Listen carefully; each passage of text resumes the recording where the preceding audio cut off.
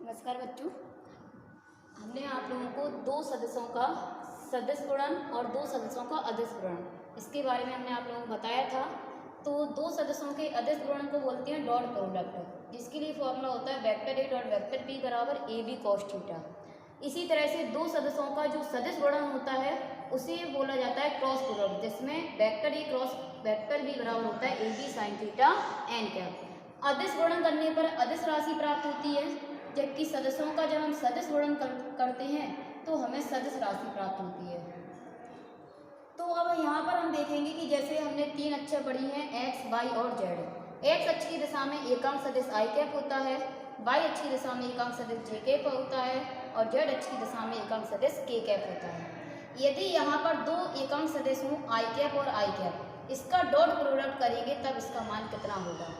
तो i cap dot i cap formula यही लगेगा वेक्टर ए डॉट वेक्टर बी बराबर ए बी कॉस थीटा। तो यहाँ पर हम i cap dot i cap का मान निकालें तो ए बी कॉस थीटा अगर फॉर्मूला लगा के चलें तो यहाँ पर हम देखते हैं कि वेक्टर ए का परिमाण ए है और वेक्टर बी का परिमाण बी है। तो यहाँ दो वेक्टर ए और बी थे, तो यहाँ पर वेक्टर ए और वेक्टर बी का परिमाण रखा था। यहाँ पर हम देख रहे हैं कि दो वेक्टर एक आई कैप है और दूसरा वेक्टर बी आई कैप है, तो फिर यहाँ इन दोनों वेक्टर के परिमाण होंगे। और हमें पता है कि ये दोनों ही सदिश एकांक सदिश हैं और इनके परिमाण एक होता है, तो आई कैप का परिमाण 1 हो जाएगा और दूसरा सदिश भी आई कैप है, इसका परिमाण भी 1 होगा। इसके बाद रखा जाता है दोनों वेक्टर के बीच बनने वाला कोण। तो यहाँ हम देखते हैं कि दोनों सदिश आई कैप है, तो अगर पहला आई कैप सदिश यहाँ पर होगा तो दूसरा आई कैप सदिश भी इसी दिशा में होगा। जब दोनों ही एक ही दिशा में होंगे, क्योंकि दोनों आई कैप है, दोनों एक्स अक्ष की दिशा में बनेंगे, इसलिए उन दोनों सदस्यों के बीच कोण 0 हो जाएगा और 0 का मान 1 होता है, तो i cap dot i cap का मान 1 होगा। इसी तरह से जैसे i cap dot i cap का मान 1 आया, इसी तरह से अगर हम j cap dot j cap का मान निकालें तो फॉर्मूला यही लगाएंगे वेक्टर ए डॉट वेक्टर बी बराबर ए बी कॉस थीटा। तो यहाँ पर j cap dot j cap हो जाएगा, यहाँ पर भी दोनों सदिश एकांक है तो परिमाण तो 1 और 1 ही आएगा। अब इन दोनों के बीच कोण देखेंगे कि जे कैप और जे कैप के बीच कितना कोण बनेगा। तो यहाँ दोनों सदिश जे कैप है और जे कैप वाई अक्ष की दिशा में होता है, तो दोनों ही सदिश वाई अक्ष की दिशा में होंगे, इसलिए दोनों के बीच कोण हो जाएगा 0। तो जे कैप डॉट जे कैप का मान भी 1 आएगा। तो इसी तरह से के कैप डॉट के कैप का मान भी 1 हो जाएगा। तो i cap dot i cap, j cap dot j cap और k cap dot k cap, इन तीनों ही सदिशों के मान 1 होते हैं।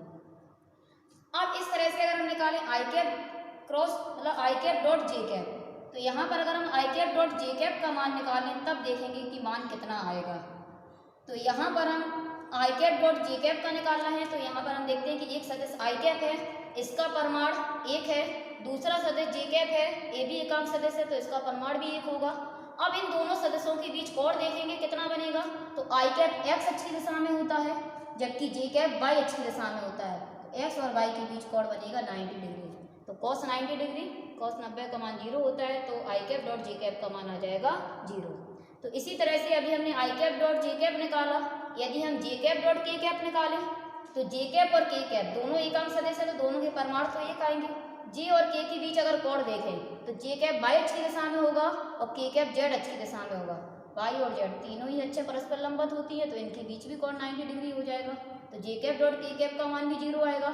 उसी तरह से अगर के कैप डॉट आई कैप का मान निकालें तो इसका मान भी 0 आएगा। तो i cap dot j cap dot k cap या फिर k cap dot i cap, इन सब के मान 0 होते हैं। तो यहाँ पर हमने इन सब के डॉट प्रोडक्ट देखे थे।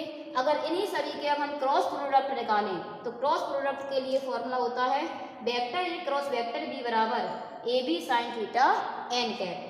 एन कैप जो होता है वो दिशा बताता है, क्योंकि यहाँ पर क्रॉस प्रोडक्ट का मतलब होता है सदिश गुणन, और जब दो वेक्टरों का या दो सदस्यों का सदिश गुणा करते हैं तो सदिश राशि प्राप्त होती है, इसलिए यहाँ पर हमें दिशा भी बतानी होती है। तो यहाँ पर सबसे पहले हम i cap cross I cap निकाल रहे हैं। तो यहाँ जब हम फॉर्मूला लगाएंगे तो A B sine theta n cap, तो पहला सदिश आई कैप है, इसका परिमाण 1 है, दूसरा सदिश भी आई कैप है, तो इसका परिमाण भी 1 होगा। दोनों के बीच कोण अगर देखें तो आई कैप और आई कैप दोनों सदिश आई कैप है, तो दोनों एक्स अक्ष की दिशा में होंगे, इसलिए दोनों के बीच कोण 0 हो जाएगा। तो साइन 0 का मान 0 होता है, इसलिए आई कैप क्रॉस आई कैप का मान 0 होगा। जब मान 0 है तो दिशा तो बतानी नहीं होगी। तो इसी तरह से जब आई कैप क्रॉस आई कैप का मान 0 आया तो जे कैप क्रॉस जे कैप का मान निकालें। तो जे कैप और जे कैप दोनों सदिश एकांक है, इसलिए दोनों का परमाणु तो एक रहेगा, तो 1 × 1 ही आएगा। और यहाँ पर जे कैप y अक्ष की दिशा में होगा, दूसरा सदिश भी जे कैप है तो वो भी y अक्ष की दिशा में होगा। जब दोनों एक ही दिशा में है तो इनके बीच भी कोण 0 होगा, साइन 0 का मान 0। तो जिस तरह से i cap cross i cap का मान 0 आया, उसी तरह से जे कैप क्रॉस जे कैप का मान भी 0 होगा, और इसी तरह के कैप क्रॉस के कैप का मान भी 0 हो जाएगा। यदि अब हम i cap cross J cap निकालें, तो i कैप क्रॉस अगर जे कैप निकालते हैं तो हम देखेंगे कि पहला सदिश i कैप है जिसका परमाणु 1 होगा, दूसरा सदिश जे कैप है जिसका परमाणु भी 1 होगा। लेकिन यहाँ i कैप और जे कैप के बीच अगर कोण देखें तो i कैप x अक्ष की दिशा में है और जे कैप y अक्ष की दिशा में है, तो x और y के बीच अगर कोण देखेंगे तो 90 डिग्री होगा। यहाँ पर मान 1 निकल के आएगा तो दिशा भी बतानी होगी। तो यहाँ हम देखेंगे i का हम j में गुणा कर रहे हैं, इस तरह से गुणा कर रहे हैं, तो दाएं हाथ को हम इस तरह से अगर घुमाएंगे तो देखते हैं अंगूठा बाहर की ओर आ रहा है। तो हम जब अक्ष बनाते हैं तो x अक्ष होती है, ये y अक्ष होती है, और यहाँ ऊपर की ओर z अक्ष होती है, यहाँ की ओर z अक्ष। यहाँ बना नहीं सकते तो इस तरह से बना देते हैं। तो जब हम i का j में गुणा करते हैं तो हम देखते हैं अंगूठा हमारा ऊपर की ओर है, अंगूठा जिस दिशा में आएगा उसी अक्ष में उसकी दिशा हो जाएगी। तो z अक्ष की ओर आ रहा है और z अक्ष में होता है एकांक सदिश k कैप, तो इसलिए यहाँ पर हो जाएगा k कैप। दिशा n कैप की जगह पे k कैप लगा देंगे तो i cap cross j cap का मान k कैप आ गया। अगर मान लो अभी हमने i का j में कर रहे थे, यदि j का i में करते तो j का i में करने पर अंगूठा नीचे की ओर जा रहा था, तो ऊपर की ओर प्लस z अक्ष होती है और नीचे की ओर माइनस z अक्ष होती है, तो माइनस z अक्ष के लिए हो जाता है माइनस k कैप। तो i cap cross j cap का मान k कैप था। अगर j कैप का i कैप में गुणा करते तो j cap cross i cap का मान हो जाता माइनस k कैप।